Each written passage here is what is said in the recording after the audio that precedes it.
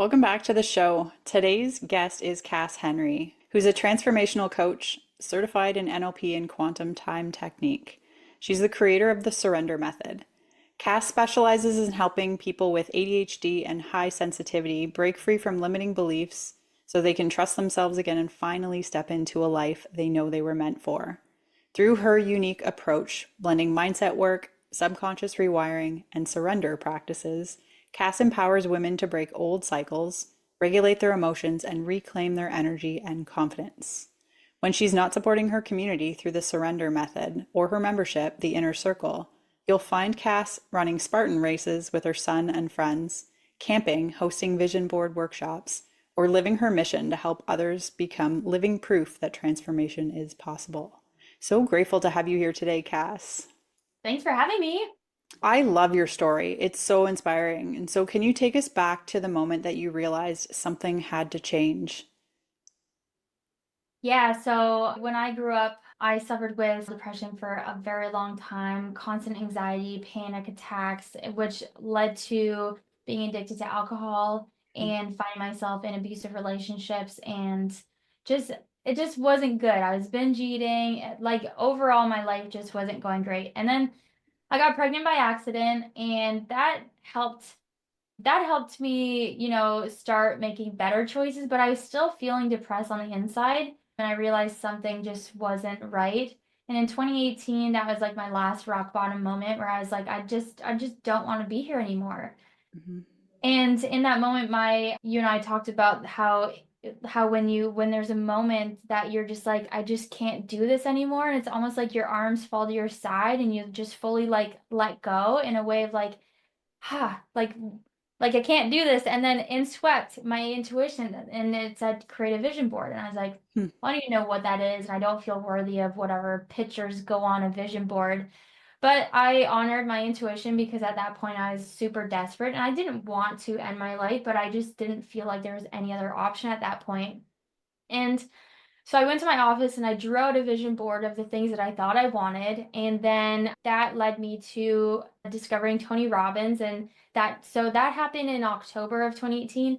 I went to see Tony Robbins in November of 2018 to his Unleash the Power Within event in New York City. And at that event, there's like a huge transformational experience that they do during that event that is just like insane. Anyways, ultimately, I was crying amongst 12,000 other people, uncovering a deep rooted belief that I didn't even know existed. And it was that I felt that I was responsible for my dad's essentially life in general, of how bad it was being addicted to drugs and alcohol. Hmm. Our family going through all of those struggles, him not having a good life, and everything that we had gone through, I attributed it to being my fault. Hmm. And that's a lot for someone to carry, especially on an Yeah. unconscious level. And I realized I thought of that, it being my fault, because my dad told me that when I was born, he started doing drugs and alcohol again. Hmm. And well, no wonder Wow. why I thought that was my fault. And so everything that led up after that, I thought, okay, well, he's homeless, my fault. My mom is struggling, my fault. He's sad and suffering, my fault. And so it was a lot. And I didn't know where it was coming from. So the depression, the helplessness, all of that was happening, but I didn't know. So at Tony Robbins, when I kind of unleashed that, I was like, oh my gosh. And after that, I was kind of hooked. I was like, what else is there? Yeah. And after that, I kind of decided at the event, my intuition was like, vision boards saved and change your life. You have to go and teach that to the world, essentially. Hmm. So after that event, I went home and again, I didn't know what I was doing, but I just kind of put it out there. I was like, anyone want to create a vision board? And everything's kind of just been unraveling since then. I had met someone in 2019 and it turned out to be a really toxic relationship. I was in that for 5 years and again that really crushed my self-esteem. It crushed my inner dialogue. I didn't feel happy because in those kind of relationships, there's so much like there's so much cognitive dissonance and then you eventually dissociate because the reality you're living in and you just can't handle it anymore. Yeah. But I again, there was a moment of surrender where it's like I can't do this anymore. There has to be another way. Hmm. And universe, God, intuition, whatever it was like, I have you. Like go ahead and say you're done. And don't worry, I have you after that. And yeah, life has really just changed because I was like, I've been breaking all of these cycles in my life through the power of surrender and through the power of kind of unrooting those limiting beliefs that have been ultimately controlling my life. And now I'm just on a mission to not just break all of those cycles in my life, but also to help others because I realize that your life can be so much better if you can just surrender for one. Number two is to learn how to listen to your intuition. Number three is probably to then build up the courage within yourself and give yourself that permission to follow what your intuition is saying. Hmm. Because it's scary, sometimes your intuition is going to be like, leave this person, they're not good for you. Yeah. And if you don't feel worthy of receiving love from anyone else, or if you're afraid of the unknown or making the wrong choice, you're going to stay. And that's why I stayed for so long.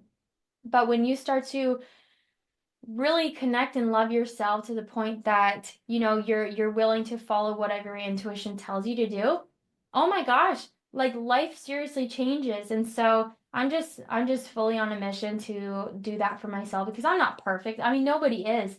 And I'm still working through cycles in my life that I really want to break, such as finances, such as with my health and weight. But I'm no longer looking at it as, oh, poor me, I can't solve this. It's like, oh, yeah, another cycle. I get a break and figure out what the heck is under that because I know it's possible and I know it's just a matter of time and kind of unplucking those deep-rooted beliefs. And then like the sky's the limit, And so if I can do that, then so can other people. And I'm just obsessed. Yeah, I'm excited. Fired up. Amazing. Amazing. So is that experience is what led you to creating your surrender method?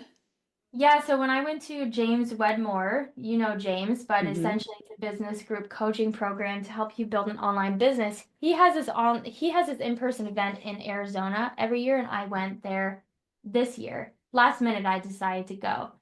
And while I was there, I started seeing like these visions. Hmm. And on the plane ride home, this person beside me was asking, "Oh, what are you, where were you?" and all of this, and something clicked in me, and I was like, everything that happens in my life that is really good happens after a moment of surrender, of just fully letting go and allowing my intuition to sweep in with the answer and then trusting that. And so Yeah. I thought of the surrender method is because if everyone in the world could just learn how to let go of this perceived control, because ultimately a lot of people are holding on to this control of something that's not even meant for them, of this belief that they have, Hmm. of this reality that they're currently living in, and this whatever it is, if they can just ultimately like let it go and then allow for the space in between to get curious, the answers come through to you. But the problem is, people don't like the empty space between. And it might even just be seconds, but we're all filling it with stuff, with So TV, true. with relationships, with numbing out, with eating food or whatever it is. So now I know that if I'm feeling frustrated or if I'm feeling depressed or if I'm feeling anxious, it's because my body is like, you're out of alignment. You're holding on to something that's not meant for you. You need to get still and get quiet. And so I don't even love being in the shower, but when I am feeling that way, I sit on my flower. I always say that flower shower my my shower floor. I don't know why it's so hard to say. Anyways, I sit there, no sounds, no phone, no nothing, and I'm like, what are you showing me? And then I sit and I allow for the silence. Amazing. I didn't do that before, so I filled in the blank with scrolling, with toxic relationships, with binge eating, whatever it may be, toxic Hmm. thought patterns, and it's changed my life, honestly. And Amazing. that's why I love to teach that. Amazing. And it's true. It's like that's how we're conditioned as society, A, that things should be like instant. You should be able to change things and you see the results right away, but that we need to fill the gaps with everything. Like I just think about friends that I know locally that have kids, and it's like that's how kids are raised now, where it's like they're constantly going from one activity to the next activity to the next activity, and it never stops. And so they never get the time to explore creativity or to learn what's possible or what the universe is trying to show them, right? So Mhm. that's really cool. I love the shower thoughts. So many people have shower thoughts, right? And it's like, because ultimately you're in a trance state when you're there. And so more things will flow to you, but especially if Did you know that there's speakers you can get for your shower now? I'm like, that's crazy. You're missing out on the opportunity to have that like open space with yourself to connect and stop like gripping and holding on to things. That's amazing. Truly, you really do need that space. I think it part of it is people are afraid of what will come through, Hmm. what their intuition is going to tell them. Yeah. Um, and And a the lot of mental people aren't chatter. prepared to hear that. Yeah. Yeah. I think by being afraid of what our minds are going to tell us, we run so far away from it so fast that we're running in the direction that's not meant for us. So it's harder, it can feel harder and further away from what we want, but it doesn't have to be. Like it doesn't, like the further away you are, it doesn't equal like it's going to take the same amount of time or years to get kind of back. As we see with the work that we do, it can actually be very, very quick. Hmm. Well, the And that's unconscious why I loved mind it. goes Yeah, quick, right? So very cool. exactly. Yeah. So, other than sitting on the floor of the shower and letting the thoughts just come to you or things come to you, how can someone practice surrender in their daily life? I think if, let's say, you're not satisfied in your life, Hmm. to start bringing in curiosity. If you are feeling pissed off a lot, okay, why do I feel it that way? If you're feeling tired, if you're like the if I go a few months backwards, every day I was waking up and I wasn't feeling very happy. I Hmm. was like, what am I saying prior to getting up and prior to feeling this way that's causing me to feel this way? I was like, oh, every single morning when I wake up, I'm like, I don't want to get out of bed. I don't want to wake up. I don't want to go to work. Well, no shit. I'm gonna feel this way because of what I'm saying. But I find if you can just, if you're feeling something and you don't want to feel it, instead of suppressing it or ignoring it or being like, oh, that's not actually real, get curious. Hmm. If you're dissatisfied in a relationship in your life or a certain situation, maybe you're not happy with your finances, maybe you want to start a business and you're not doing it, get curious, ask yourself the questions. Why am I not doing it? What am I afraid of? Okay, and then you just keep going down the path of asking yourself better questions. That's what I would suggest for surrender. And I think just playing with life itself. I love the power of, manifestation. I think Hmm. it's a fun thing to get excited about. I, for one, get excited every single time there's a front row parking spot at the store where I'm at. And I'm always like, thanks, universe, for giving me the perfect parking spot. And it's something Amazing. that comes so naturally and easy to me because I think of the world as being a fun game. Hmm. And if I just see everything as a gift. And I never used to be like that. I used to look at cars and want to be hit by them. I'd be like, I just wish that bus would hit me and end it all for me. And Hmm. now I'm on the opposite side, and it didn't happen overnight. But as I started to program my mind to think differently and to seek out those moments of miracles every single day, every time I think of something and let's say I receive a text, like before, I was like, oh, I'm not good at being a coach. And then all of a sudden I receive a text of someone canceling. Someone could be like, oh, that's just a coincidence. But for me, I'm like, oh, damn, I'm really powerful. I've got to Yeah. change the way that think, and talk. And so it makes you be a lot more intentional with the way that you think, with the way that you talk, because it's all so powerful. And it's like, if I didn't want that person to cancel, what could I have said or chose to believe instead? Hmm. Yeah. Like I'm And so excited I'm learning and growing or something that that's more and positive, right? being open to miracles every single moment of every day.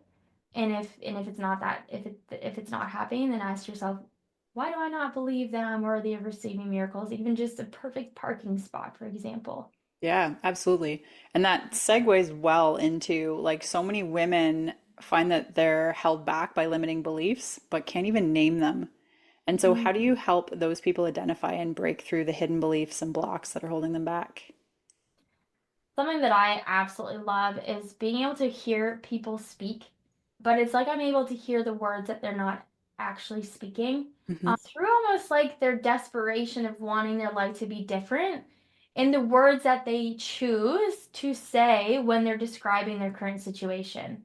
We know that in NLP, we don't tell people their beliefs or their limiting beliefs or what to choose to believe instead. We offer a suggestion or we ask questions and say, does this feel true for you?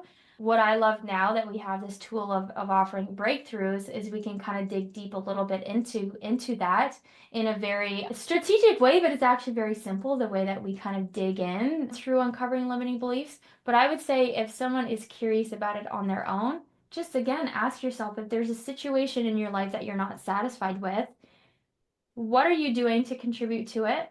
Hmm. For me, when I kept attracting narcissistic or abusive men into my life, I'm like, I keep saying it's their fault, but I'm also a common denominator in this. So what am I doing to contribute to this situation? One, I abandoned myself in any relationship at the very beginning because I wanted to be worthy of receiving love and I didn't want to be abandoned. Hmm. If I'm exactly who you need me to be, then you're not going to leave.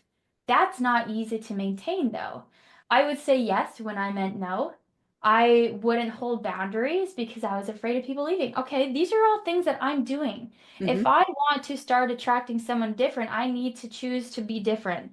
Is that scary? Yes, because it's actually rewiring stuff that's in your body. So I think awareness is key. Being willing to create that change because knowing that it's going to create a little bit of turbulence in your body and being comfortable with that uncomfortability, and then knowing that after you do that, your whole life can change in the best way possible to get excited about that part. But there's going to be that middle turbulence that's like, Hmm. wow, that's that's crazy, but I'm going to hold on of this bumpy ride because I know in the end, it's going to be really good. If people find that, they know something is maybe there, but they're not quite sure what it is, then to do this kind of work with us because it's so powerful and it can actually happen so fast. Yeah. I worked with someone last week and she said that she was finally able to let go of the weight that she's been carrying for the last 32 years that she didn't even know was really there. But after she felt like the handcuffs break, essentially, the cuffs Hmm. break and the weight being lifted, she felt so much lighter and she's like, wow, I had no idea. And it's just the work that we get to do is just so powerful. So now seeing what's possible for her, man, the sky's the limit. Keep Hmm. coming, Yeah. what's there. Do they need to continuously clear things out? It's possible. I mean, you and I are constantly clearing stuff out. Yeah. But yeah, curiosity. It's very interesting too, because I'm sure any person can think of someone that they know where has gone through these patterns. And that's ultimately what it is. We go through and we'll repeat the same pattern over and over again until we like interrupt it and break the Mhm. pattern. But most people can think of someone that they know where they finally break up with that guy or that person that's been not a good relationship. It's been toxic to both of them. And you're like, thank goodness she are finally free from that person. Like, hopefully, the next person will be better for them and they'll meet someone wonderful. And then the same thing happens again. And you're just like, how is this happening to them again? It's not happening to them. It's how are they showing up in the same way that they're attracting the exact same thing over again? And that's Mhm. what I love about the NLP and the stuff that we do because, yeah, it's about finding where's, and it is often unconscious, right? Like you have the Oh client that yeah. you mentioned with the weight that wouldn't let go. I had a client recently who was dealing with he had really big performance anxiety and it was affecting him in his business and he didn't realize it was he was putting so much pressure on himself that he had to be perfect or nothing would work out for the client and they would be upset with him and it was like yeah but the client has to contribute as well, Mhm. right? You looking at things and thinking in anything in a relationship or whatever like I have to be perfect, it's not possible. It's like how can this be a two-way street where both sides contribute? So Yeah. yeah, that's And pretty it's cool. when looking at like let's say even really bad relationships, it's not always also being like it's the person it's like let's say your fault that this is No. happening to you. And at the same time, if you stay in the state of I'm the victim, they're the perpetrator, it doesn't help. So to Yeah. acknowledge, yes, what they're doing to me is not fair, and no one should be treated like that. Hmm. And at the same time, what can I do to feel empowered to get out of this? Because in training, we're taught that if if we're in effect being like I'm the victim in this, we're essentially giving the other person the remote to control how we feel and how we behave and act in our life.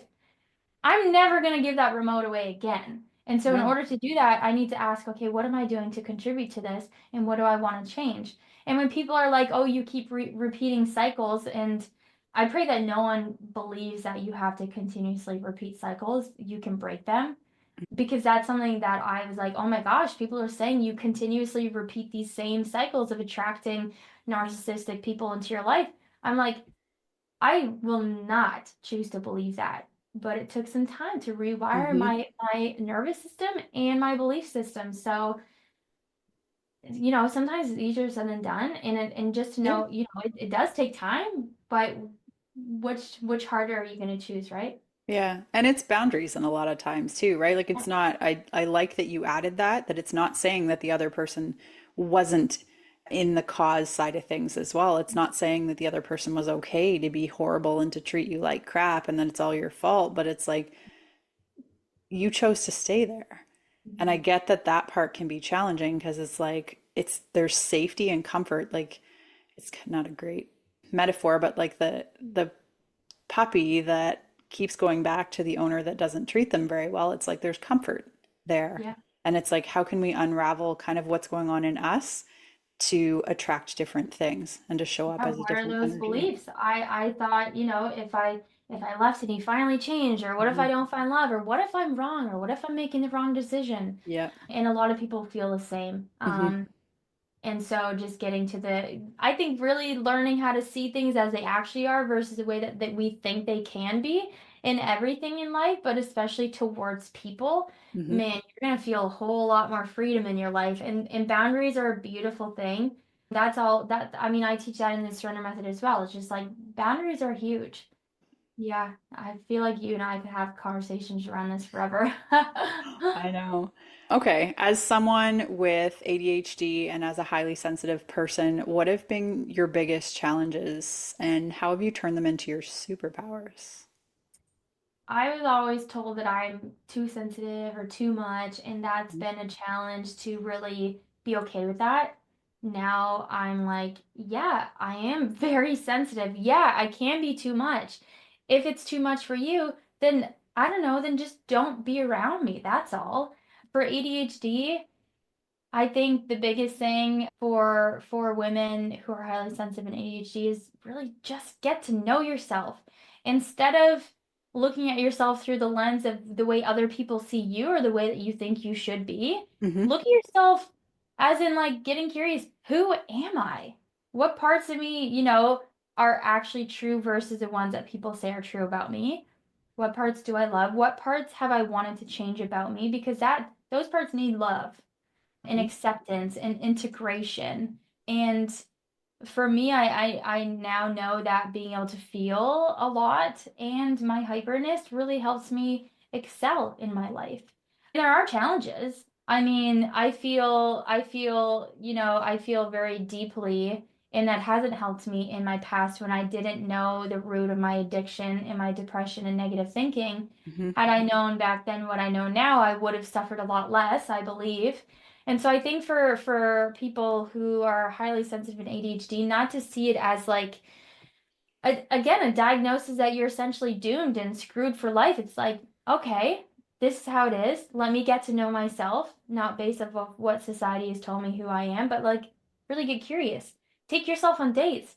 Say, Hmm. what do we like? Because when I was in that relationship, nothing about me was good enough. So I essentially forgot who I was, what I liked, the things that I was into. It's like, so getting to know yourself and then learning the thing like for me I know now how my brain works. I didn't know that before, such as between 5 a.m. and 9 a.m. is when my brain can super focus. I mean, I can get a whole day's of work done between Yep. 5 a.m. and 9 a.m.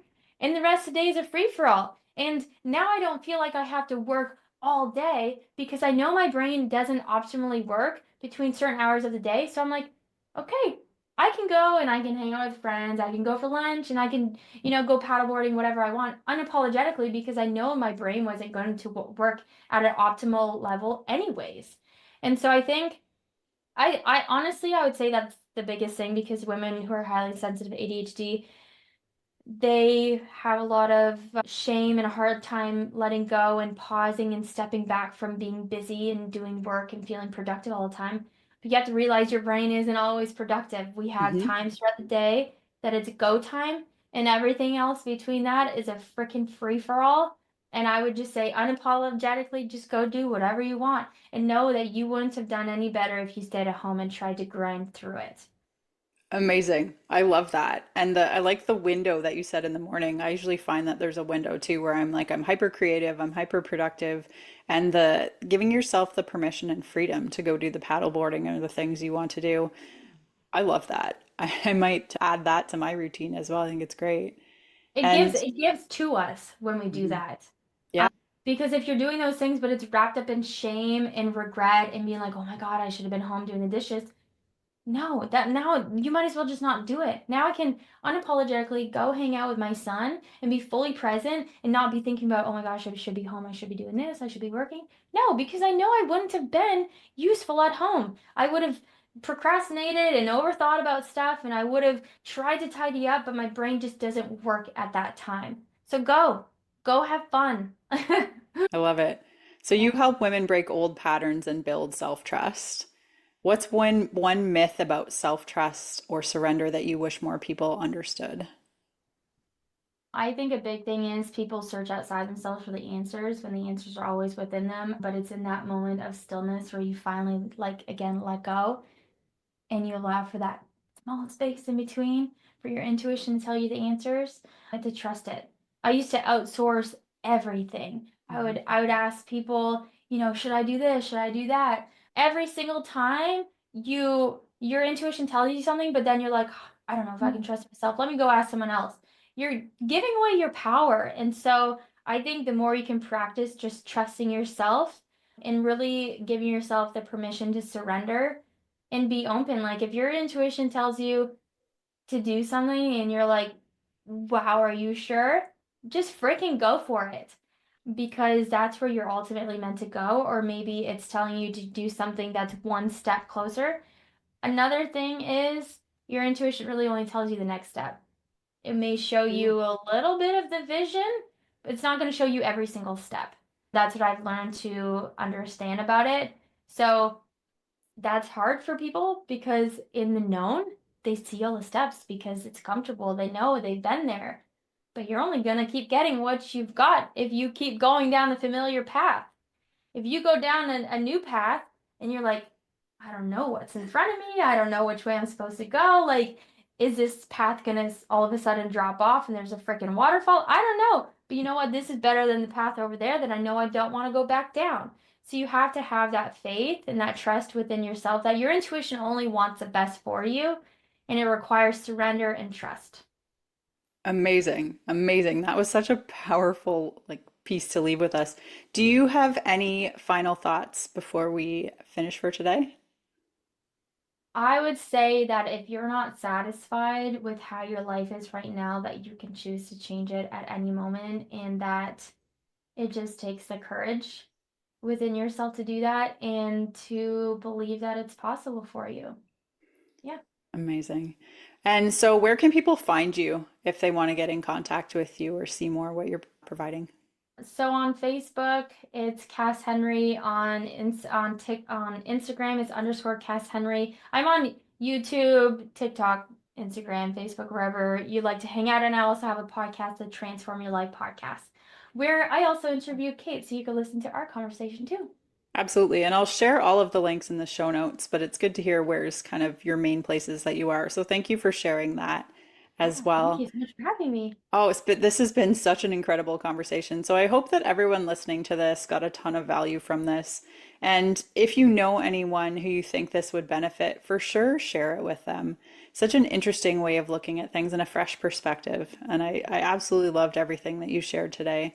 So thank you again, Cass, for being here. And I'll put all of your details in the show notes. Everybody, make sure you check her out. She's got some pretty neat stuff out there and valuable resources that you may find helpful. And I have one otherwise, last thing, Kate. yeah, give it. A little fun game that people can play Okay. to start getting into the zone of surrender and being aware of the miracles that are around you.